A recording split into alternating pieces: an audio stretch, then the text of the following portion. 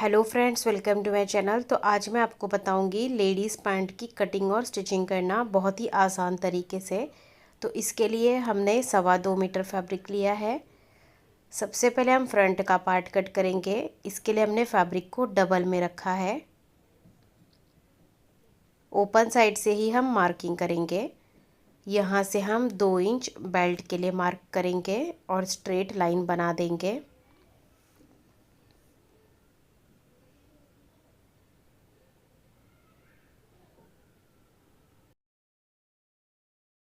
उसके बाद यहाँ से नीचे की तरफ हमें लेंथ लेनी है। तो रेडी लेंथ है 37 इंच। 37 इंच पे निशान लगाएंगे। 2 इंच फोल्डिंग का लेंगे। यहाँ पर भी स्ट्रेट लाइन बना देंगे।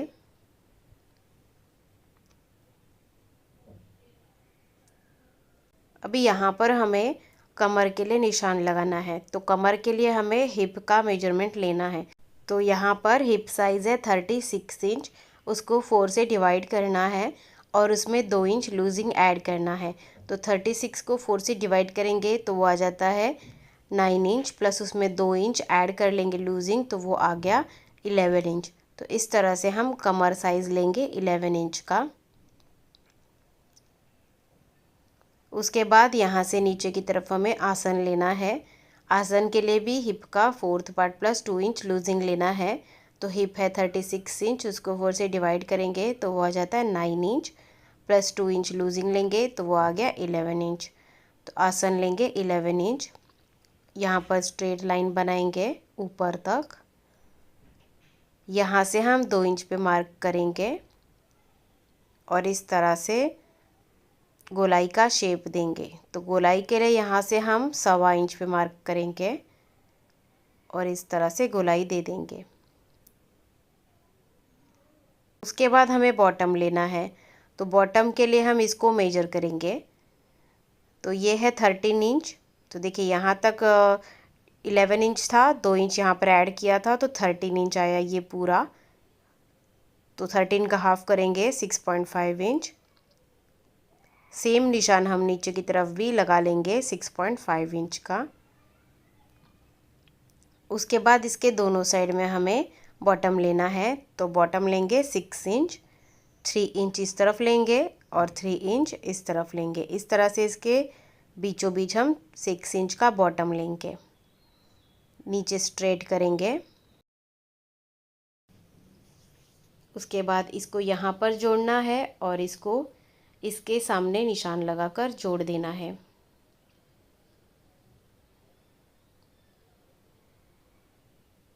तो इसके लिए हमने कर्व स्केल ली है। तो पैंट के लिए आपको इसी स्केल का यूज़ करना है, इससे शेप अच्छा आएगा। अगर आप स्ट्रेट लाइन से जोड़ेंगे तो पैंट लूज़ बनेगा। तो इस तरह से फ्रंट पार्ट की मार्किंग हो गई है। अभी हम इसकी कटिंग कर लेंगे।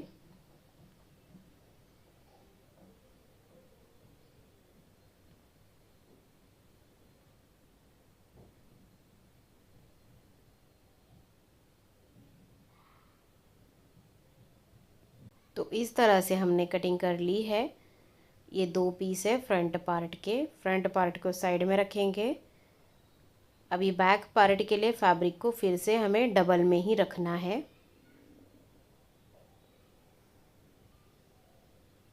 ओपन साइड अपनी तरफ रखनी है। अभी फ्रंट पार्ट को हम इसके ऊपर रखेंगे।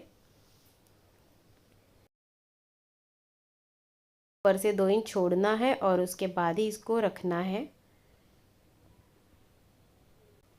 अभी ये वाली साइड में हमें कोई चेंज नहीं करना है। तो ये जैसा है वैसा ही हम मार्क कर लेंगे।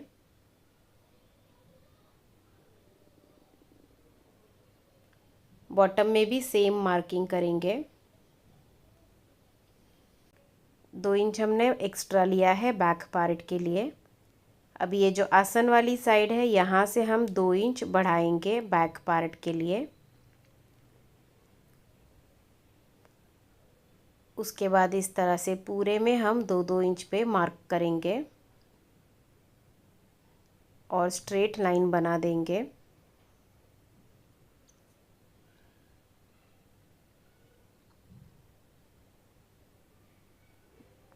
उसके बाद बैक के आसन की शेप देंगे। अभी ये यहाँ से बढ़ा हुआ रहेगा, ये यहाँ तक ही रहेगा हमारा, तो इसको हम तिरछा जोड़ेंगे यहाँ तक।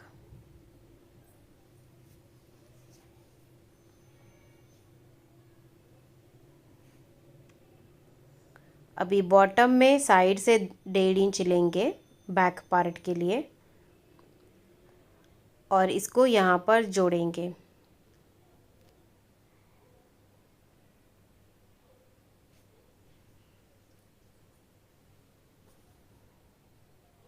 तो इस तरह से बैक पार्ट की मार्किंग हो गई है।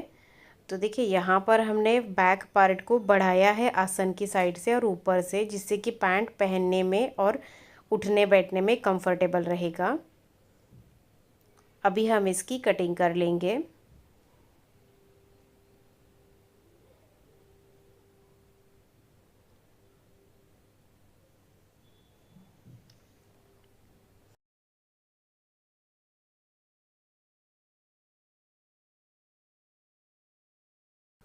तो बैक पार्ट की कटिंग हो गई है। अभी हम इसकी स्टिचिंग करेंगे। तो यहाँ पर देखिए बैक का पार्ट बड़ा है और फ्रंट का पार्ट छोटा होता है, तो जिससे कि बिगनर्स को बहुत ही प्रॉब्लम होता है इसको किस तरह से स्टिच करना है। तो मैं आपको इस वीडियो में स्टेप बाय स्टेप स्टिचिंग बताऊंगी। सिर्फ आपको स्टेप्स फॉलो करने हैं और स्टिचिंग करना है। तो इस तरह से हमारे पास दो पार्ट्स आ गए हैं, बैक पार्ट के 2 पार्ट्स और फ्रंट पार्ट के 2 पार्ट्स हैं। अभी हमें सबसे पहले यहाँ पर आसन में सिलाई लगा देनी है, सीधी साइड अंदर की तरफ रख के। तो हमने आसन में सिलाई लगा दी है। उसके बाद हमें इसको ओपन करके रखना है। बैक पार्ट को पहले ओपन करके रखेंगे, इसके ऊपर हमें फ्रंट का पार्ट उल्टा रख देना है, मतलब दोनों की सीधी साइड हमें अंदर की तरफ रख लेनी है।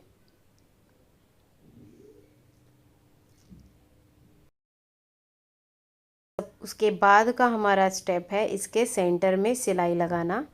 तो इस तरह से आसन को पकड़ेंगे हम और इस तरह से सेंटर में सिलाई लगाएंगे। तो हमने सेंटर में इसकी सिलाई लगा दी है। उसके बाद का स्टेप है बॉटम को डबल फोल्ड करना। तो इसको उल्टा रखना है। तो बॉटम में आपने जितना भी मार्जिन छोड़ा है उसको आपको फोल्ड करना है। इस तरह से बॉटम फोल्ड कर लेंगे। तो बॉटम फोल्ड कर लिया है हमने। उसके बाद हमें साइड्स को स्टिच करना है। तो देखिए साइड्स को स्टिच करने के लिए फ्रंट का पार्ट छोटा है और बैक का बड़ा है, तो हमें इसमें ज़्यादा सोचना नहीं है कुछ भी, सिर्फ हमें दोनों की किनारियों को मिला लेना है, क्योंकि ये सिर्फ बीच से बड़ा हुआ है, साइड से ये बराबर ही है। इस तरह से दोनों की किनारियों को मिला लेंगे।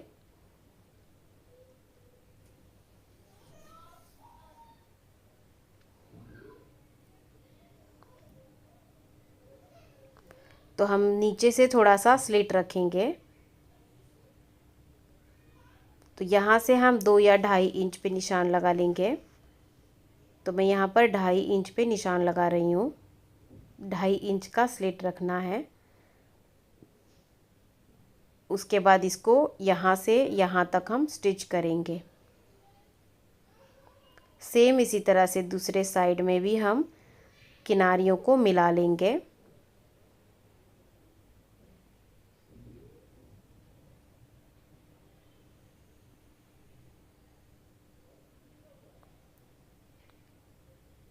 नीचे से 2.5 इंच पे निशान लगा के स्टिच करेंगे, इतना हम ओपन छोड़ देंगे।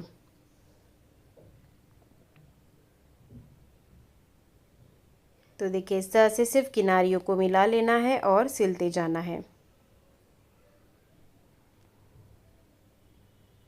तो हमने दोनों साइड को स्टिच कर लिया है। यहाँ पर हमने थोड़ा सा ओपन रखा है, बाद में इसको हम इस तरह से डबल फोल्ड करके हैंड स्टिच कर लेंगे, जिससे फिनिशिंग अच्छी आएगी। अभी हमें इसका बेल्ट रेडी करना है।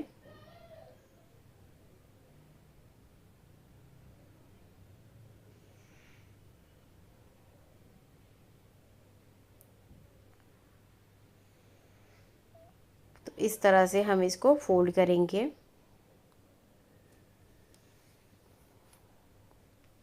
तो फ्रंट पार्ट से हमें शुरू करना है। तो यहाँ पर जो भी इलास्टिक आप लगाने वाले हो उसको यहाँ पर हम चेक करके देखेंगे। तो ये थोड़ा सा ज़्यादा है तो इसको हम थोड़ा सा कम कर लेंगे।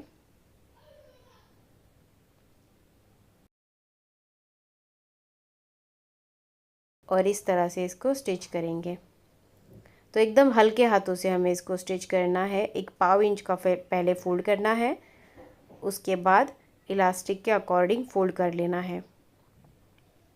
अभी देखिए बैक का सेंटर है तो यहाँ पर झोल ना आए इसके लिए हम सेंटर में छोटी छोटी प्लेट्स डालेंगे। देखिए इस तरह से प्लेट्स डालेंगे तो इसमें झोल नहीं आएगा और बहुत ही इजीली हम इसको स्टिच कर पाएंगे।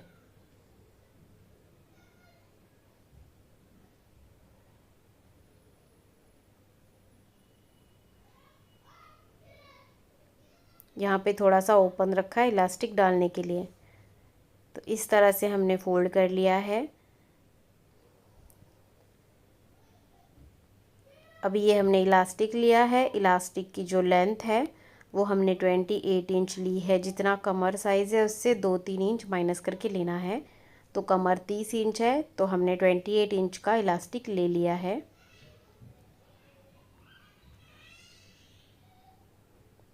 अभी हम एक सेफ्टी पिन लेंगे, यहाँ पर लगाएंगे और इलास्टिक को इसके अंदर पास करेंगे।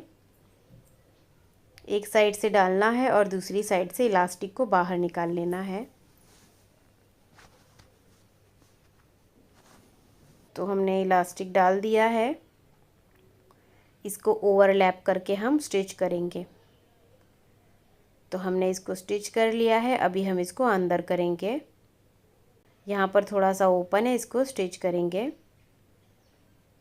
तो इस तरह से हमने इसको स्टिच कर लिया है। उसके बाद हम इसको खींच के पूरे राउंड में सिलाई लगाएंगे जिससे कि इलास्टिक पलटेगा नहीं। इस तरह से हमने पैंट को बना लिया है। अगर आपको वीडियो अच्छा लगा हो तो वीडियो को लाइक ज़रूर कीजिए और आप मेरे चैनल पे नए हैं तो सब्सक्राइब भी कीजिए। Thank you.